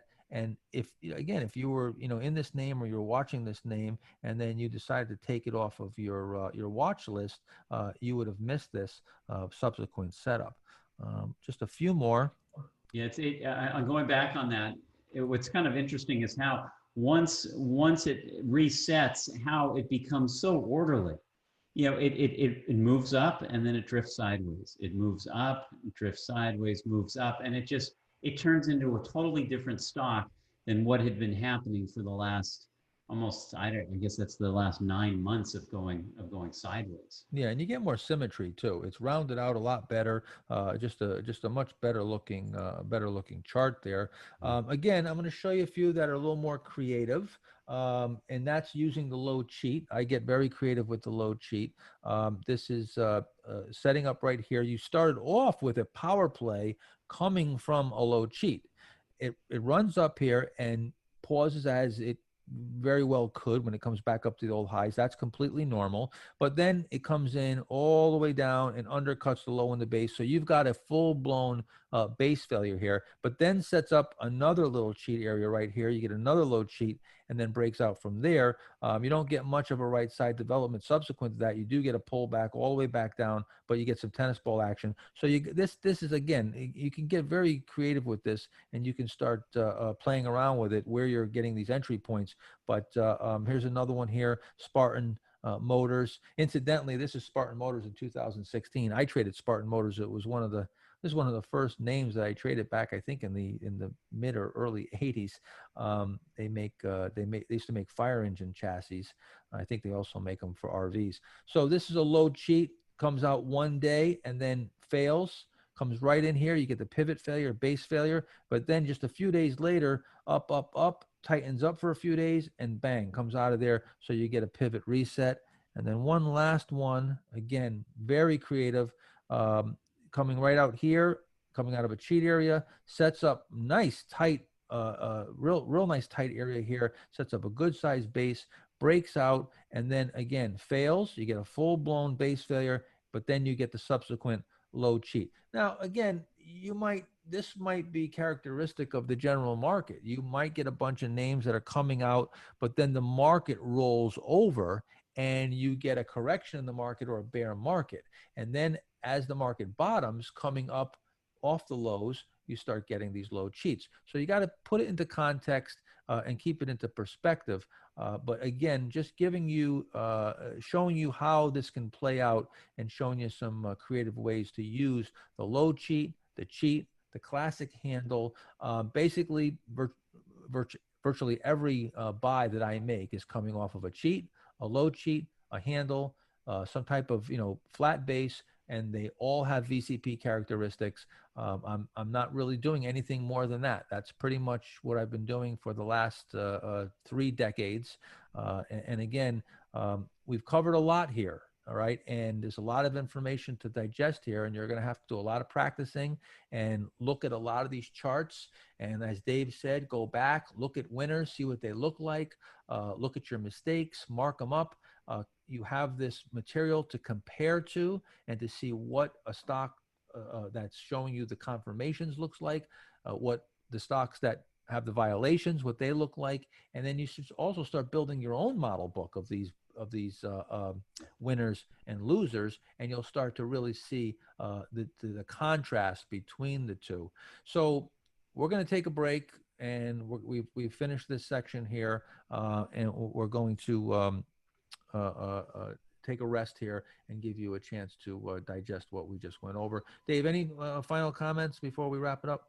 Yeah, I just maybe to emphasize what you said about studying your mistakes, because everybody has weaknesses, and maybe it's not analyzing the base correctly or setting your stops too close or such. But it's only when you study what you've done in the past is where you're going to really learn. Because we lay this stuff out, but then it's your turn to take it, study it, start trading the markets, but learn from your mistakes. Because once you start correcting your mistakes, then you'll be making more money in the market. And that I can't emphasize that enough. Yeah, and we can go on and on. Dave and I can look at charts for hours and hours and hours and analyze this stuff. I've got thousands and thousands and thousands of pages of, actually over 20,000 pages of model books that I've built myself of winning stocks and analyze these things for decades. So we're just giving you the tools to be able to look at this and decipher normal price action from abnormal. But now it's up to you to do the work and really study these things going forward. Okay, so we'll take a break, and then we'll see you when we come back. Okay, guys, that is the conclusion of the natural reactions section, as well as day 2, second presentation. So what we're going to do is something that was not planned for. We are going to have you provide the opportunity to type your questions that you do want to have Mark answer. It does need you to have a page number as well as your question. You can do it here in the chat box. We'll keep the room open. but typing your page number along with your question is what will preview some of the questions that Mark will be prepped to answer on Tuesday as well as Wednesday. We will be able to copy them for you. If you typed any questions in today's earlier session, we do not have those. We did not have the copying set up properly there. You can do it though this time. This will get your question in early, and this will also allow you to have more time if you have other questions to think through your notes, but the page number has to be referenced along with your question. Again, we will take the questions down. We'll group some together because some of them are the same questions with each other, and we will get to it.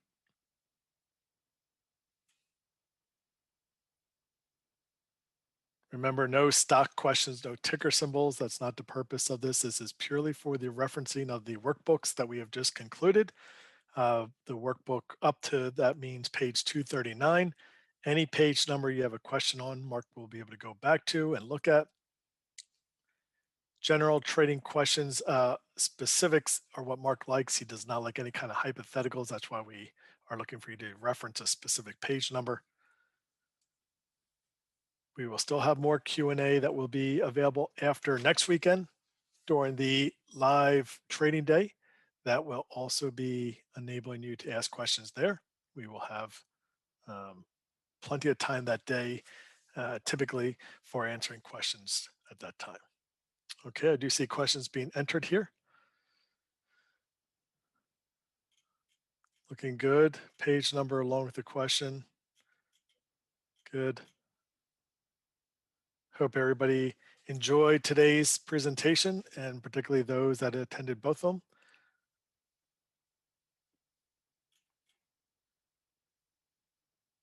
The question and answer session Tuesday, this is in your itinerary that was emailed to you with your Zoom login information.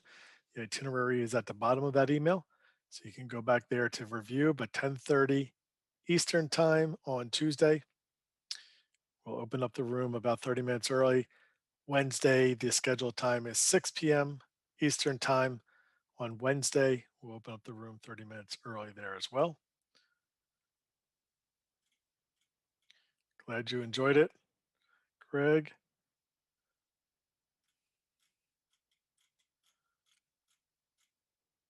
Eric, good day, good. Robert, excellent day. You're very welcome.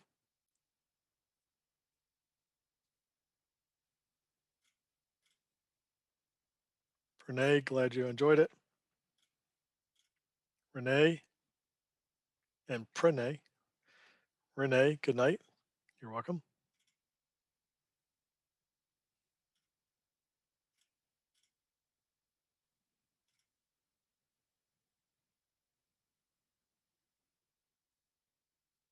All right, Chris. You're not going to be able to see any other questions, any people's questions. It's all privatized. So for security or privacy reasons, only we're going to see the questions.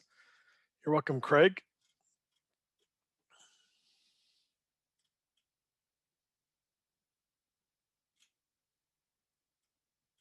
And meet Market Smith. There's going to be Arusha Paris from Market Smith coming on Monday.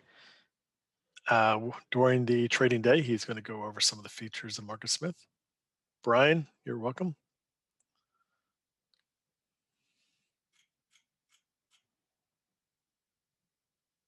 Jonathan, Tuesday and Wednesday are dedicated question and answer sessions for you to be able to ask questions, listen to other people's questions, learn that way, as well as ask any questions. Okay.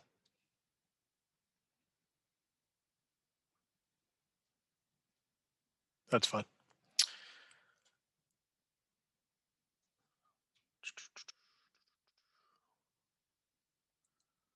Okay, I do see, I should repeat, do not type your question, the same question twice. We will be capturing each question. I should have mentioned that. Right. So do not write your question twice. We'll be capturing them all. We'll be getting them all organized. Trevor, Hello, LeQuinn. Thank you. Enrique, nice. Thank you. Susan, good night.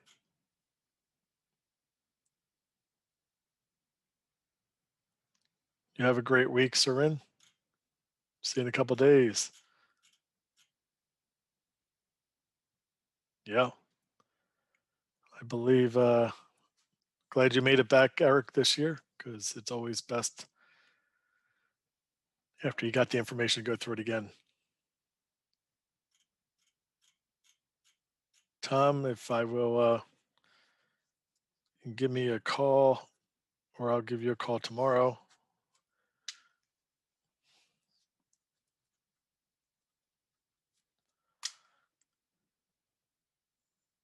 Russell, you're welcome. I do have some people that have been asking me about the private access service, so you can reach out to me.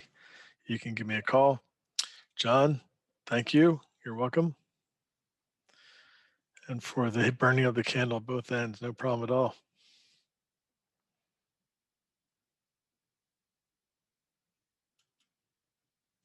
Youngly, Youngly. You're welcome.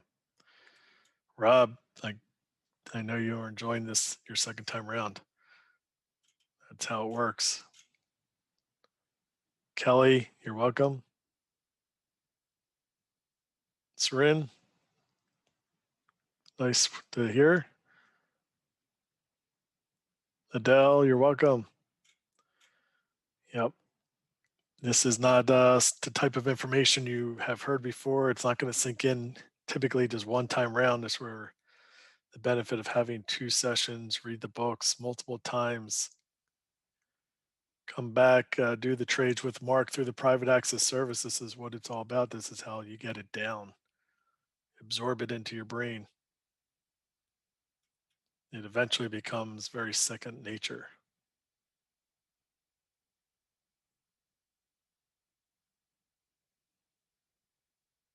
You're welcome. Hi, Jan. Franco. Euros. Good night, Isaac. Mike, I will let David Ryan know that. Yeah, not the most tech savvy. Not the most tech savvy. Yes, Javier. Good night, Nand. Jeanette. And Andreas.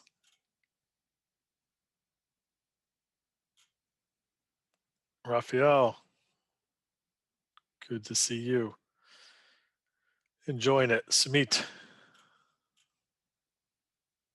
Matthew. Good night to you, or good day to you in Singapore. Good night to me very soon. Juan, excellent day. Really enjoyed it. You're welcome. Curtis, James, thank you for that. We enjoy having you guys be part of the family.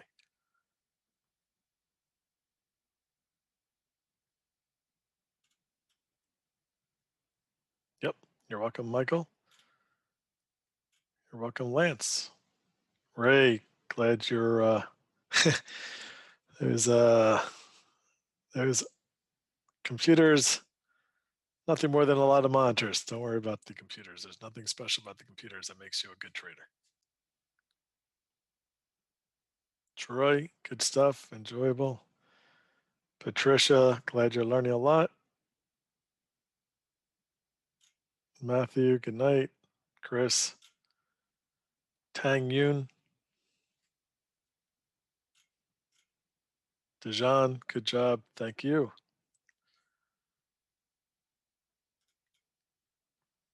Kincaid, you're welcome.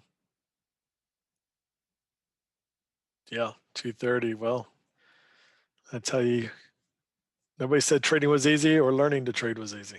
That's the kind of effort you got to put in sometimes. Pablo, good job. Michael and Mohammed, excellent to you as well. Amit, see you. Koji, you're welcome. Jamie, Jaime,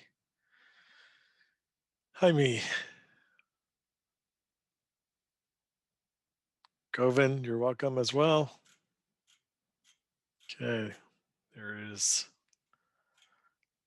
a lot of questions. Pei Hung, Marcus Smith does not cover Australia. I don't believe. Only their institutional product covers the international markets, but only the US is the sort of retail product.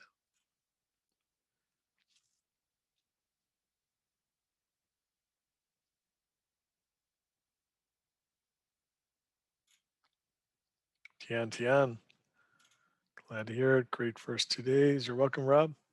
Jonathan and Andy. Don't know that answer just yet, Andy. Trevor. Yep.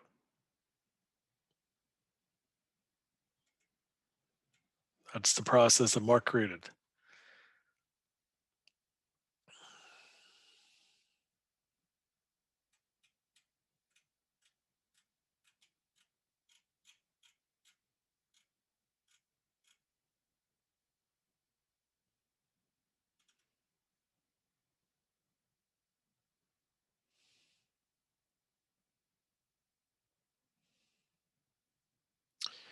Why Kuhn, Mark says 1 to 2% max.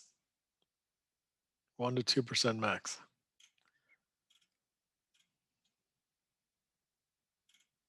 Kenneth, nice to hear. Nicholas, you're welcome.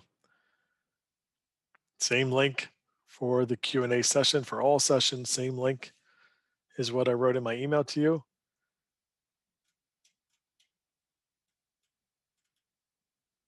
Jaya, you're welcome.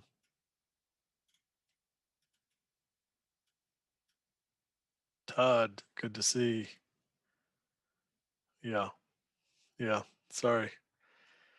No surprise in the results there, Todd.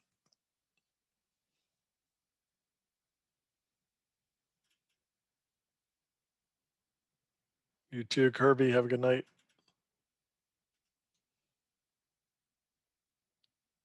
Unless you can type your question in right here, right now. If there's time, Mark will take questions live there, but right now is the chance to type questions in. Page number and the question. Drew Man, you're welcome.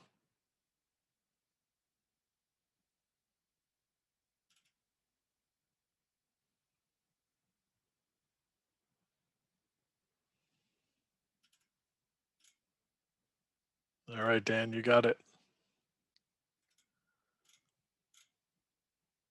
Upendra, glad to hear it.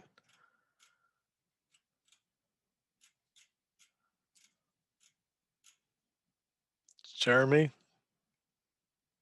I look forward to next weekend as well.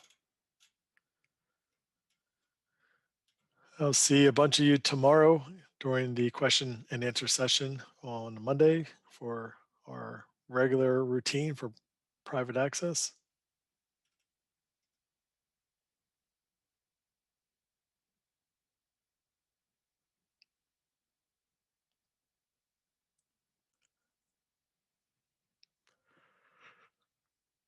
Oh, excuse me. Raphael, you can try to keep it somewhat limited, but yes. You can send me an email, hi Jan. It is 917-268-1800. 1800.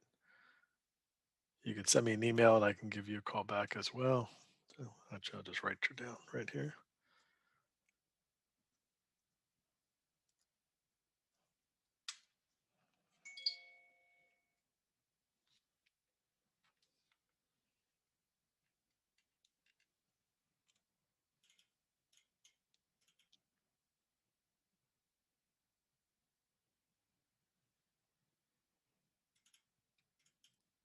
That's right, Travis, double time. Okay. You're welcome, James. We'll see you tomorrow. Matt, glad you were able to make it. I saw you were last day sign up.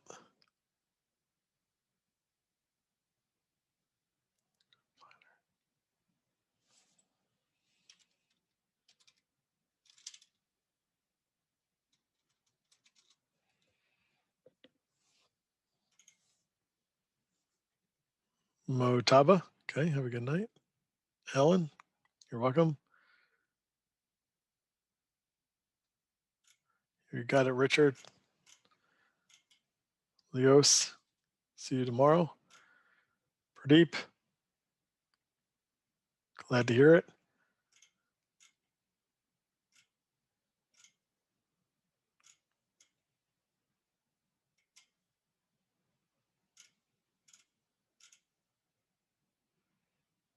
Kyle, nice to hear. Thank you. No, Matthew, you don't need this many screens to be successful. Barry, glad to hear that. Hope you and your daughter are enjoying it. Amanda.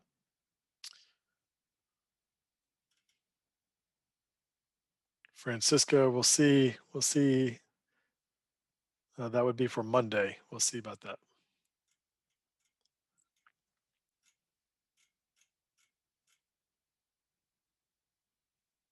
Ram, you're welcome. Janine, nice to meet you as well. Welcome aboard Private Access. I know you recently joined. Good to hear, Niraj. Good night, Chung.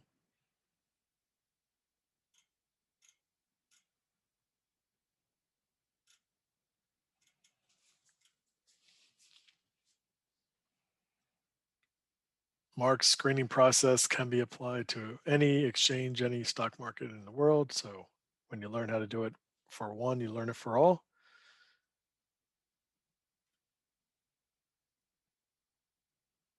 Eliza, you're welcome.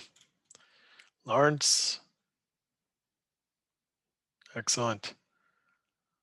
Nope, cannot get Mark's model book with his 20,000 charts. Sammy, you're welcome. Rathi, yep. Good to know, Ty. Aloha. Welcome back. Elon, have a good rest of your day there in Australia. Niraj, no monthly charts.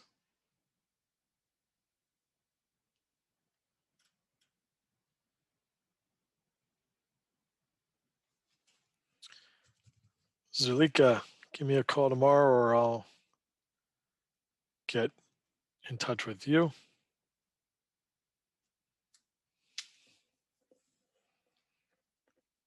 Alan, good to hear. Manuel, welcome back. Yes. Yeah. Not too many hurricanes by me. Too many hurricanes near Louisiana, New Orleans, and depending upon where you are in Texas, more there than here this year.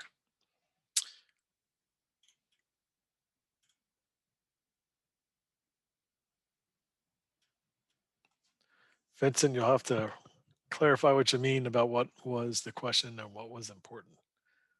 Clarify that. Renee, Ronnie, Renee. Sorry. Craig. Okay, sounds good, Craig.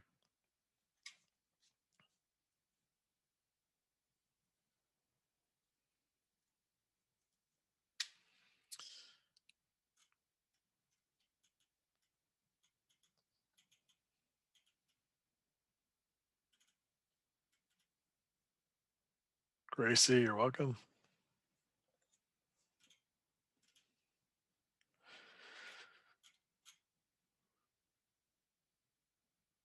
Yeah, Ryan.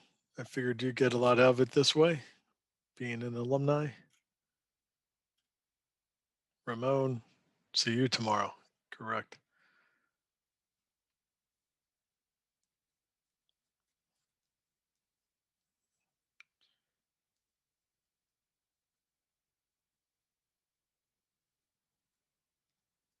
Sorry, guys.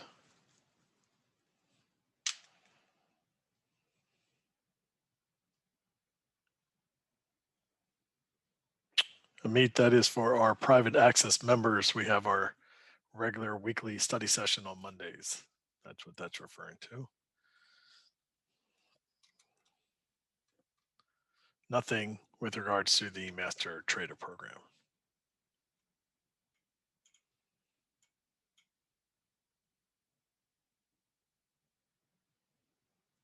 Alex, not sure about that yet. I'll have to let you know. You're welcome, Lamb. Not likely, Arun. Manny, you're welcome.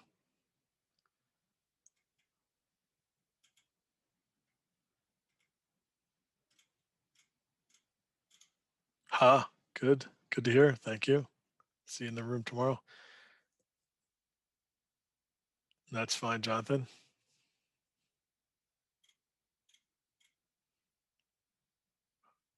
Xavier, good to hear. I'm glad that is working out for you. Tim, Tuesday, 10:30 a.m. Eastern Time. Wednesday, 6 p.m. Eastern Time for the Master Trader program. Tomorrow, in the Minervini Private Access Daily Service, we have a weekly study session. So a lot of people who are here are also members of the service who I will be seeing tomorrow in our weekly study session.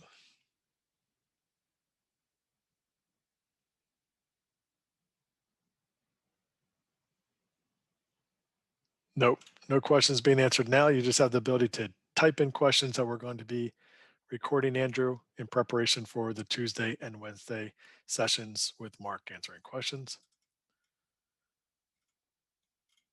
Wow. And I think I made it to the end.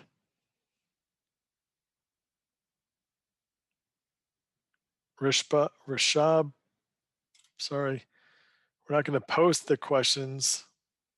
We're going to take your questions. I have posted 5 questions. Good. So Rashab, the questions you typed in here tonight are going to be then looked to be answered by Mark during the question and answer session on Tuesday and or Wednesday. So that's what that is for. No questions and answers, no answers being provided today. Mark is not coming into the room today.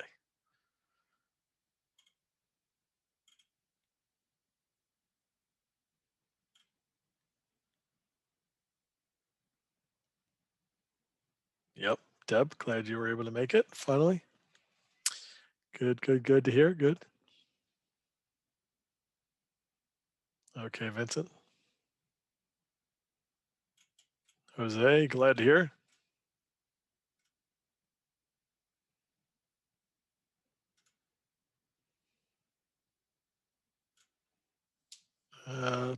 Keep it limited, Amit, keep it limited. But, you know, you can do that. Godfrey? No.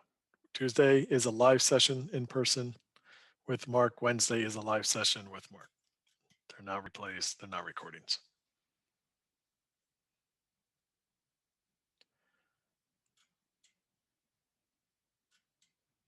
Look at your emails again, guys. The itinerary is fully listed in the emails. Same link, same login code. Tuesday, 10:30 Eastern time in the morning. Wednesday, 6 p.m. or 1800 hours Eastern time.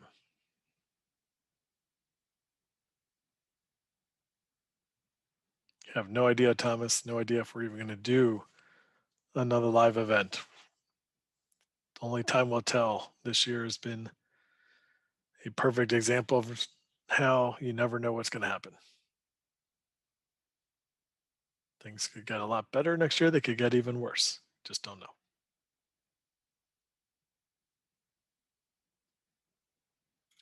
Yeah, there was a change of plan, Ted, on the spot. That's part of how you got to go with the flow sometimes. Got to be able to adapt as a trader. Bob and weave a little bit.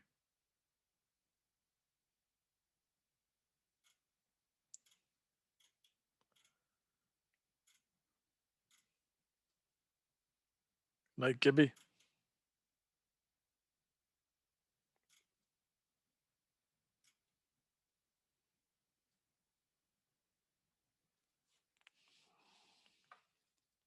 Jim, you can just give me a call when you're ready to talk about the private access.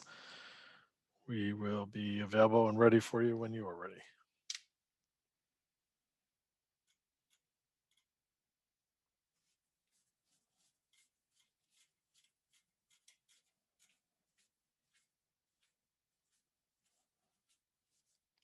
Sorry.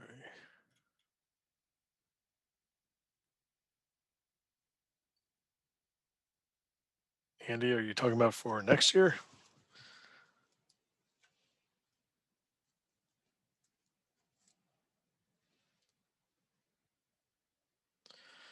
Well, hard to say. Normally, hard to say. We do start a waiting list generally on after the event because we never know if Mark's even going to have another event next year. So really hard to say, particularly after this year's experience. So I'll make a note to give you a call though. Oops.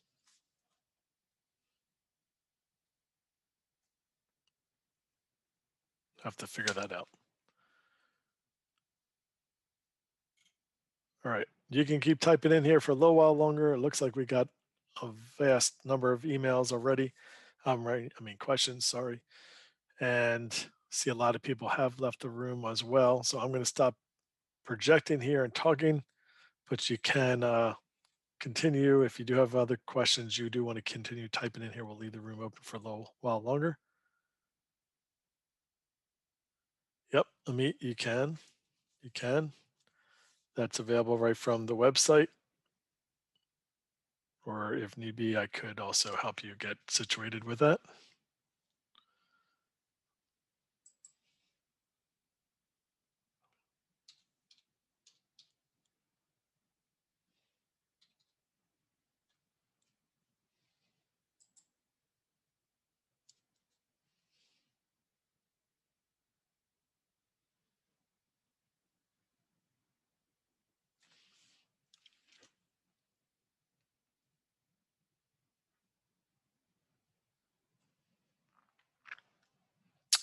All right, Amit.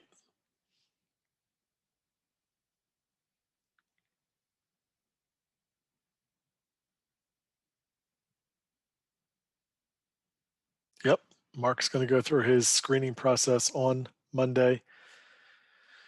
During the live train day, you'll be seeing exactly how he goes about getting ready for the market, pre-market.